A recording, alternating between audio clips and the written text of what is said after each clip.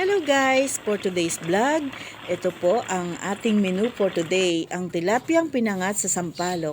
At ito po ang mga sangkap niyan kung paano po lutuin. Ayan, maghihiwa na po tayo ng kamatis po dyan. At susunod po ay prepare na po natin ang luya.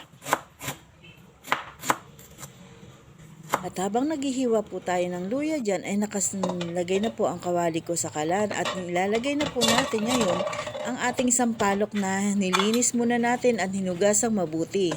At ayan, ilalagay na po natin sa ibabaw ang tilapia. Ayan, ilalagay lang po natin sa ibabaw yan para habang naluluto po yung sampalok sa ilalim ay lumalasa na po siya sa ating tilapia. Ayan po ang paglalagay.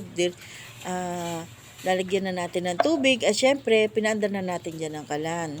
At syempre lalagay na natin ang ating hiniwang kamatis, luya, at meron din po tayo dyan sibuyas na hiniwa.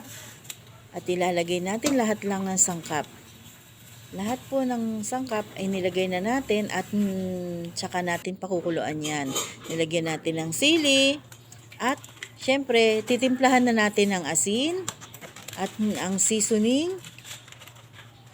at lahat ng ating sangkap. Ayan. At tatakpan na natin para ating pakukuluan na. Ayan, kumukulo na po ang ating sinigang na pinangat sa sampalok. Ayan. At bubuksan natin ang gilid para tingnan natin ang ating isda kung luto na at yung mga sampalok kung malambot na siya. Dahil yung iba medyo lumalabas siya sa gilid. Kaya titingnan natin kung umaasim na ba siya yung sampalok. At titikman din natin kung lasa na ba siya.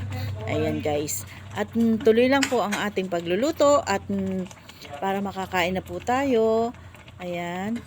Ayan, luto na po at tinikman na po natin. Okay na po at hanggang dito na lang po ang aking video. Please like, follow, and share. Bye-bye!